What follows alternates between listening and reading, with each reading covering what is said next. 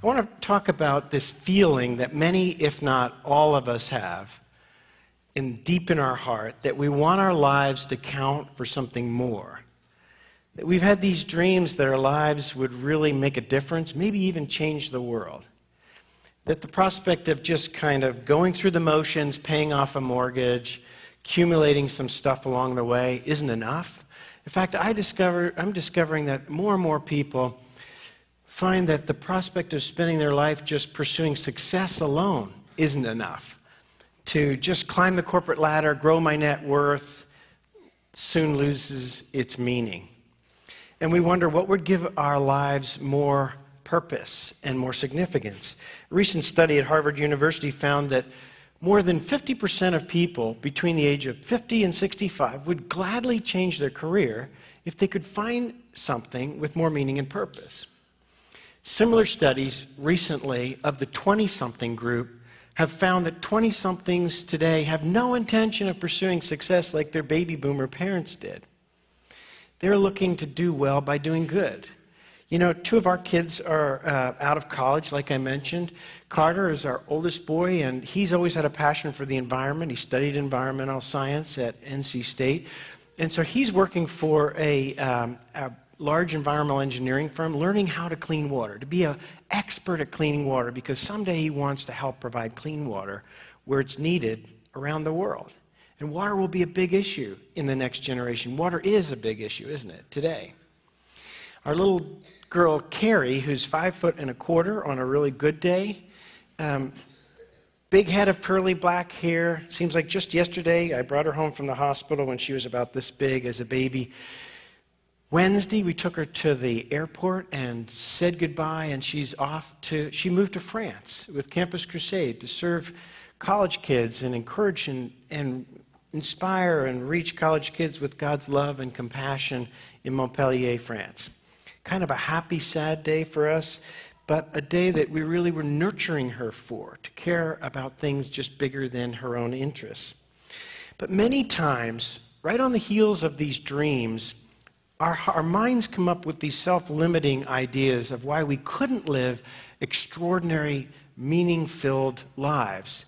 Things like, well, you know, I'm overcommitted already, or I have some financial constraints, or I just don't have that kind of talent, or maybe I'm not spiritual enough. One lady said to me, you know, 20 years ago, I turned my dreamer off. And I said to her, well, that's interesting. Tell me more about that. And she said, well, you know, I had 3 kids, a job. I mean, my parents were getting older, then his parents were sick, and then the dog and the cat and the PTA, and, you know, something had to give. And so I just turned my dreamer off. And she said, you can't turn your dreamer back on in 15 minutes. And I thought, gosh, that is a good point. We're going to explore what does it look like, what would it look like for you or I to live our life where we had real significance, where you felt your life really was making a difference, the kind of difference that you care the most about. It's built on a talk that Jesus was giving, or speech Jesus was giving to thousands of people, captured by a guy named Luke, and we're reading what he said in the 12th chapter of Luke. So to set the context up, there's a large crowd. Jesus is giving this kind of speech, and one guy shouts out in the middle of this deal, hey, Jesus, tell my brother to share the inheritance with me, 50%. In essence, what he was saying to Jesus is, I want more. And I don't know about you, but there have been many times that I've looked to God and said, I want more out of life. I want to squeeze the most I can out of every minute I have here on this planet. So Jesus told them right off the bat, guard your heart against greed, because it won't deliver. It'll ruin your life. He told them that life's not about possessions, that stuff won't deliver in the long run. In another spot, you know, Jesus talked about the deceitfulness of riches. And deceitfulness is kind of an interesting word to use there. Deceit is really offering one thing or promising one thing and not delivering. So money and wealth is a powerful tool, can be a blessing, but it doesn't deliver what it promises. So here's what Jesus said to them about what it would look like to live a life with real meaning and purpose. You can follow along on the screen. This is from Luke chapter 12. He said, be dressed and ready for service. Keep your lamps burning, like servants waiting for their master to return from a wedding banquet, so that when he comes and knocks, they can immediately open the door for him. It will be good for those servants whose master finds them watching when he comes. Truly, I tell you, he will dress himself to serve, and he will have them recline at the table and will come and wait on them. It will be good for those servants whose master finds them ready, even if he comes in the middle of the night or towards daybreak. So Peter asked, Lord, are you talking about this parable to us or to everybody? And the Lord answered, who then is the faithful and wise manager, who the master puts in charge of his servants to give them their food allowance at the proper time? It will be good for that servant whose master finds him doing so when he returns. Truly, I tell you, he will put him in charge of all his possessions.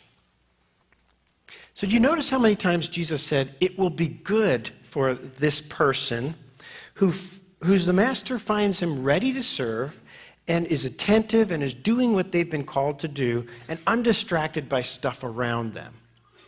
In other words, Jesus is telling his closest friends and his followers that a real life of significance is like a house servant. It's to be like a house servant who knows his or her assignment and isn't focused on doing it. The reward is both a life of meaning and purpose now, and the reward in the future when you and I have to give an account to God for how I invested my time and my talent. So I believe Jesus is actually addressing the very issue that the guy spoke up and said, hey, I want half the inheritance. I'm looking for more out of life. And I think Jesus is saying there is nothing wrong or short-sighted about wanting more out of my life or your life.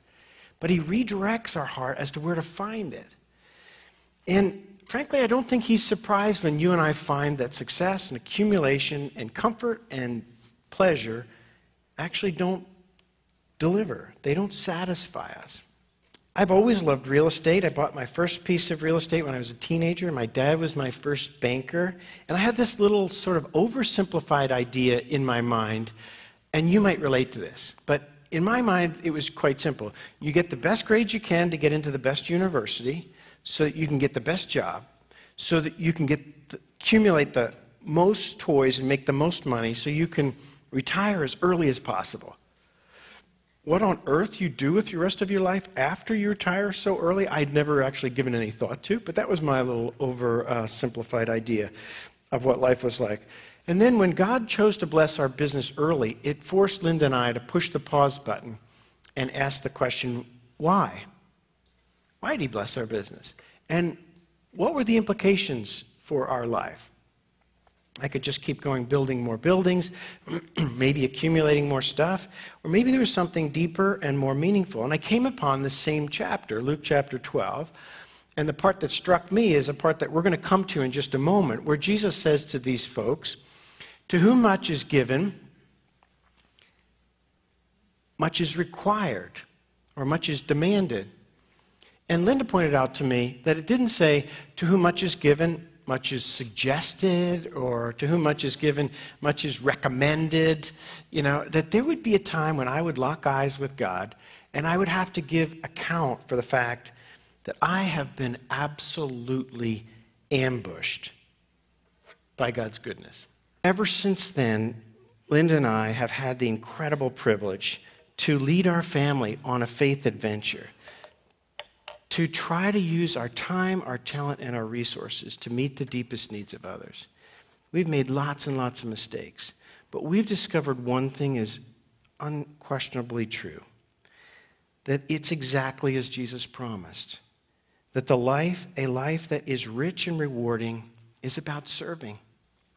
And I love that God always has our best interests at heart. And not only that, but someday we'll be held accountable for how well we did with what we were given to work with in this world. Now, ultimately, this is a relational deal. You know, frankly, God doesn't need me running his errands. I mean, think about how ludicrous that would be. He doesn't need me. He wants me. He's in the middle of prying my fingers loose from the stuff I hold tightly to I rely on for my income, my security, my identity, so that my heart will connect with him. This is about making eye contact with God, getting your unique assignment from Him, and then going and doing it with everything that you have. So the question is, what does this really look like? It's great for Jesus to tell stories about house servants, but what does it really look like in our world? So I'd like to share with you a few stories from friends of mine around the country who are on this journey with you that are trying to figure out how to get more out of life. Not long ago, I did an event with just 10 guys in it. They all were business owners or executives. They were all in midlife, and they were looking for more significance in their second half. They were on a journey from success to significance. I started the 2-day time together by saying, all right, what is something you're so passionate about you could give your life to?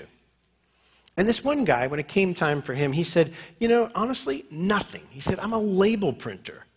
I'm not passionate about, I'm a label printer. I'm not passionate about anything, for goodness sake. And I remember thinking, well, gosh, sorry I asked you, A little later in the afternoon, I asked the question, what is a movie that you've watched multiple times and why? He was the first guy with his hand up. He said, Seabiscuit. I've watched the movie Seabiscuit 7 times. And I'm thinking, you must have a problem. Like, I can hardly watch a movie once all the way through, but 7 times? I'm thinking, this guy's got a problem. And so I asked him, why? Why do you watch a movie 7 times? He said, I love it when they put that guy back in the saddle. Next morning we got together and I asked a question, what is something you've done over the last month or two that when you did it, you absolutely came alive? And when it was his term, he said, I'd have to say Tuesday. Tuesday morning, I had the privilege of going downtown and bailing one of my pressmen out of jail. And I was thinking, did you hear my question? So I said, okay, so tell me, why do you enjoy bailing your pressman out of jail? And he said, because now that he's hit rock bottom, I know how to help him. You can probably see it coming. We just looked at him and said, dude, your passion that you supposedly don't have is hidden in plain view. You love putting guys, men and women, back in the saddle in their life. It was the first time in his life, at 53, that he realized what his true calling was. And as he left there, he said, I'm still the owner and the CEO of the 6th largest label printing company in America, but my calling is to put men and women back in the saddle. And he said, I happen to have 500 and some employees, and I'm going to start there. I'm going to tell my management team that if you know of anybody on our team who's falling out of the saddle in their life, I need to be first to know about it. I don't care if it's a health issue, a financial crisis, a kid with an educational problem. I don't care. It's my calling. I first met Rosalind Cook when she was in her 40s, and she'd spent her first half basically raising healthy, God-honoring kids. If there's any job on the planet that I think is significant, being a mom and having the privilege to raise kids in a way that they're healthy and serve others and honor God, that's about as significant a job, I think, as you can imagine, as I can imagine. But she said, my job's changing now. The kids are gone, and whether I like it or not, my job description just changed. So who am I going to be now that I'm all grown up?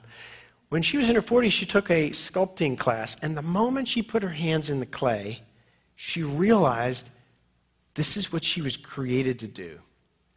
She could just tell it. A little while later, she had a friend over, and she was working in her studio in the back of her house, working on clay, and her friend noticed a little tear coming down the corner of her eye, and she said, Rosalind, what's with the tear? And she said, well, I love this so much, but it's so selfish. And her friend said, are you kidding me? Do you think God gave you that talent and He doesn't have a plan for you to use it to make a difference in other people's lives? So I want to show you a picture of Rosalind now. Now, 2 years ago in January, I had a photographer go and capture her in this moment. This was the unveiling of a sculpture that she did, a life-size sculpture of Jesus playing with children for the new children's hospital in Tulsa, Oklahoma. And what's interesting, take a second to look at this. What's interesting about this is when you and I walk by, we just think, this is a wonderful sculpture at the entrance to a beautiful new hospital. But what you don't see is that this sculpture is designed from her heart for a little boy or a girl looking out the window of the third floor of the hospital, the last week of their life, so they can see and experience God's love firsthand. If you look at it, you can see those kids are looking up. That's when you know that you've encountered what you were placed here on this planet to do.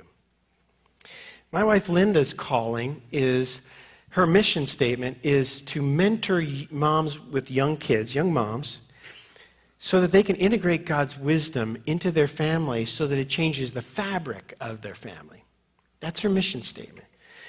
So a couple weeks ago, she had 9 or 10 moms with young kids from the Cove over to our house for dinner. I love to cook, so my assignment for the night was to cook and serve dinner.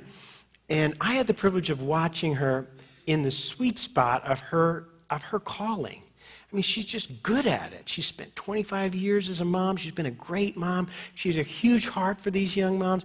She's really outstanding. It's fun for me to just watch her do it. And she doesn't need a whole lot. She needs a big heart and a living room, really. That's all she needs to be able to live out her calling. And by the way, just a side note, if I could speak for a moment to guys in the room that are married. You know, over the last 14 years, I had the privilege of coaching and serving successful men on their journey to significance. And the biggest surprise for me has been that the most fulfilling thing for a guy in his second half of life isn't to find some big, challenging opportunity to change the world, although you might have the privilege to do that. The most fulfilling thing for you and I will be to help our spouse discover her calling and flourish in living it out. Now, you may not believe me, and frankly, I don't blame you. I wouldn't believe me 10 years ago, but it's true. I would encourage you sometime this weekend to get some time with your spouse and just ask her, honey, what are your biggest dreams? And how can I help you live them out? And then just shut up and take notes and think about it. It'll be the most rewarding thing you do, is to help her flourish in living out her calling. Patrick McConaughey is a friend of mine who's a man's man. He's like, he eats too fast, he drives too fast. His truck is too big. He's got like this F-350 or something with way too much horsepower. But he's an oil and gas guy that takes too much risk. But he's got a huge heart. And his passion is to heal men's hearts. Now he owns a ranch. He still does his business, but he's built a team of guys, and every week there's a group of men out at his ranch, and they're healing men's hearts. Now, I went out there, and I spent a week with Patrick, and because I love to cook, I cook for them, and I had the privilege of hanging out with 10 soldiers who just came back from the war, and they all have post-traumatic stress disorder. One of Patrick's teams was a guy who led a Navy SEALs team for 10 years. When he retired, he went and got a master's degree in counseling, and he is counseling these guys during the week. Patrick is taking them horseback riding, skeet shooting, fishing in the Colorado River, and they're a great team, and they're having a blast doing it. And so this is Patrick in the sweet spot of what his contribution is. And one night after dinner, we were sitting around watching a movie in sort of the bunkhouse in his ranch. They're watching, you guessed it, Black Hawk Down, and in the middle of the movie, one guy starts sobbing. And I watched the most remarkable thing. The Navy SEAL guy was sitting right in front of me, and he reached up over the back of this guy, and he just rubbed his cheek just like that. It was the most tender thing I'd ever seen. And I realized you would have to be the toughest guy in the room in order to be that tender. I mean, if I had tried that, I would have my arm broken in 3 places. It's his unique calling. It's who he is. He's being who he was. It's his sweet spot where he can make a huge contribution for God, bringing compassion and tenderness on the heels of toughness.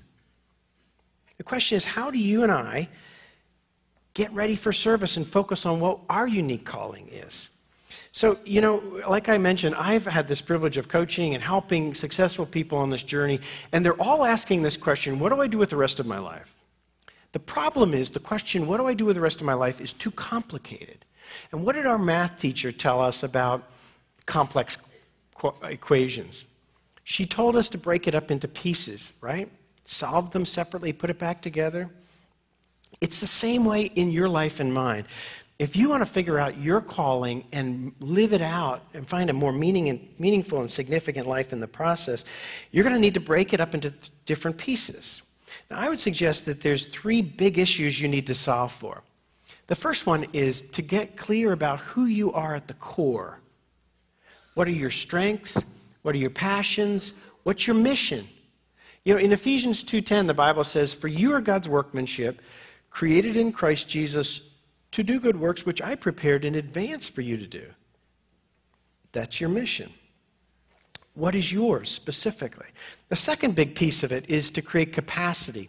How can you and I create the time, energy, money, excess that we can give away? If I spend all that I have on me and my family, I have nothing to offer you. So how can you and I create capacity? And the third piece is to design the context in which you can serve.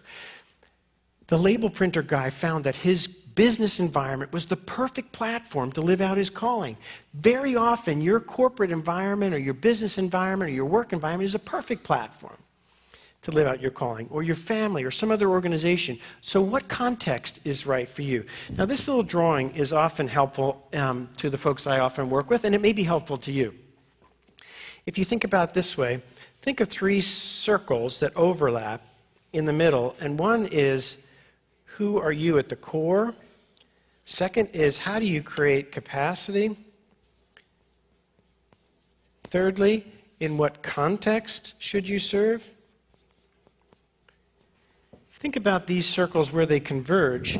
This red spot in the middle is your sweet spot. It's where you see in these stories. Now, what's interesting about these 5 stories I shared is that it looks to you and I, from this vantage point, like a no-brainer. Of course, the Navy SEAL guy and Patrick are doing that kind of stuff on a ranch. And of course, Linda is mentoring young moms. But I can tell you, for every one of those 5 people, it wasn't clear to begin with. It was very confusing and frustrating for them.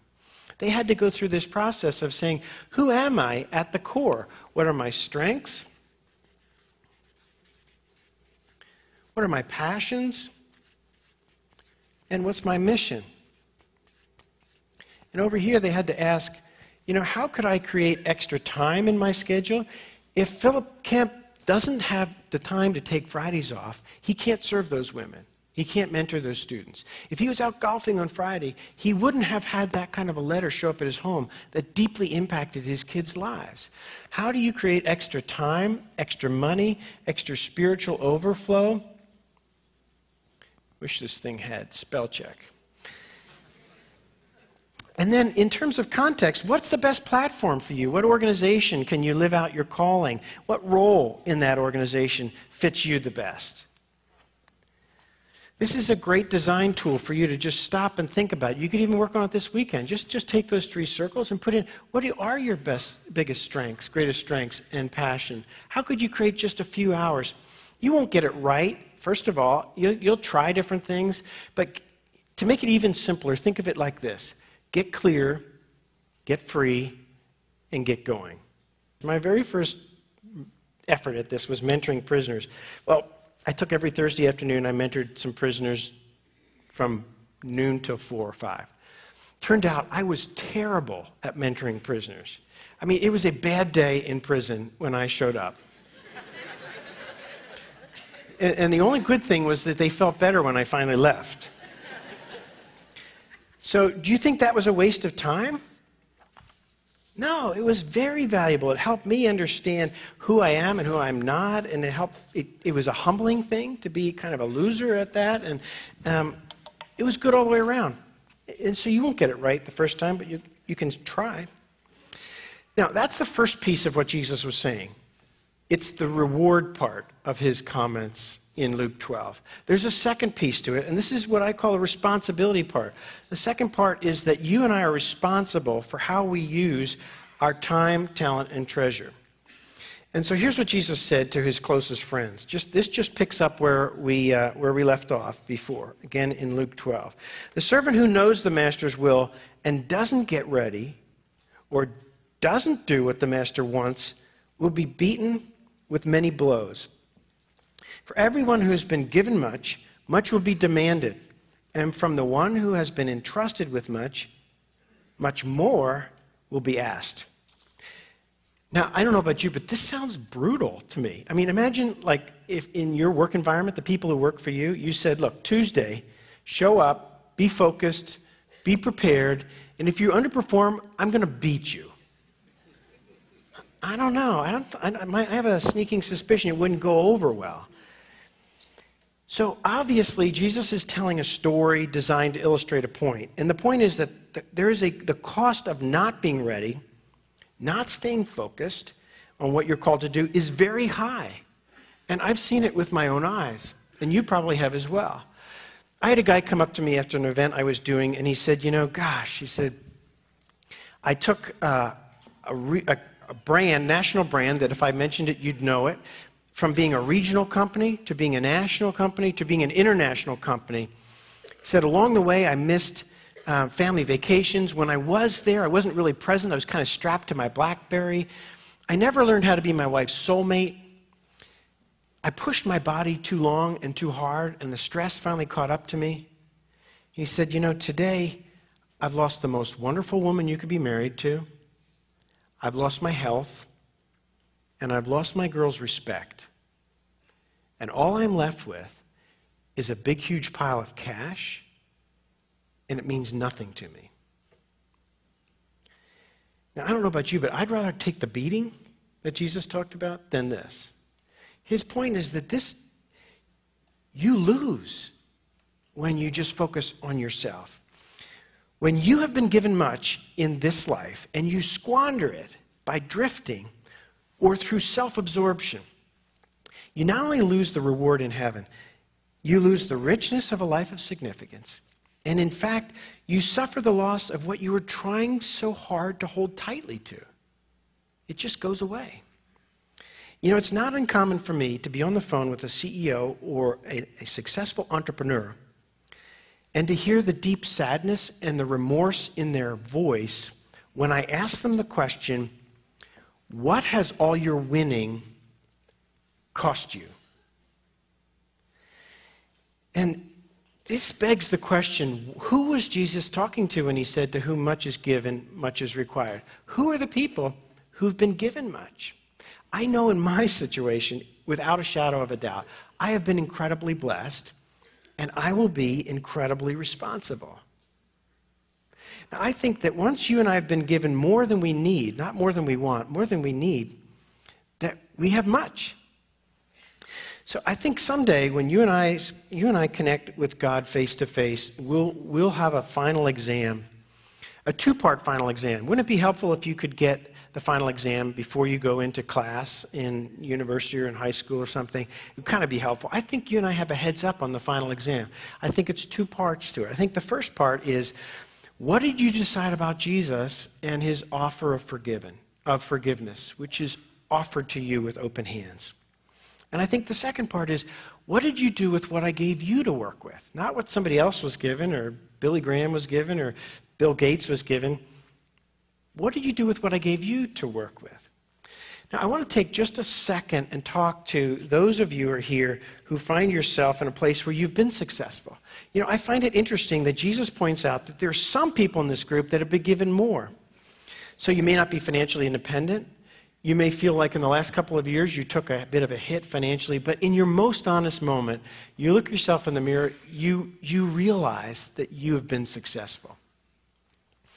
I would encourage you to have the courage to acknowledge that, to realize where it comes from, and then to think about the implications and the responsibility in your life. Now look, if Jesus makes it clear that there's a segment of the group that have extra responsibility, wouldn't it make sense for the church to have something specifically and uniquely designed for you to help you think through what to do with the implications of your success? We've had for a number of years a little simple program called the Halftime Small Group. You know, halftime is a pause in midlife to take a look back over your shoulder and take stock, and then to dream about what could be next, and then to chart a course with those you love towards a more meaningful and significant second half. And so it is a 6-week curriculum designed to help people who've been successful to really make eye contact with God, to gain clarity, to get input from your peers.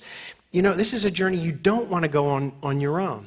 You notice in every one of these stories, other people were influential in their life.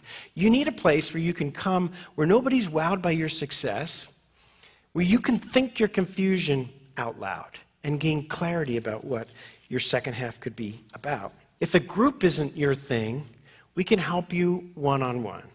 But I encourage you, don't go on this journey alone. Stop by one of those tables, grab a copy of From Success to Significance. It's a roadmap for you to figure out what's next. So let me wrap up with this thought. If your heart is longing for more significance, more real significance in your life, I would encourage you to get clear about who you are at the core. Get free of the stuff that's cluttering up your life and holding you back, and get going. And what's interesting is that serving God and others, you'll find not only greater joy in meeting, but the significant stuff kind of sneaks up with you along the way. I wouldn't chart out on a course to try to find significance. I would chart out on a course to try to serve others. And in the process, God will infuse significance into your life. Ultimately, the only source of significance comes from the fact that the creator of the universe just happens to be in love with you and me.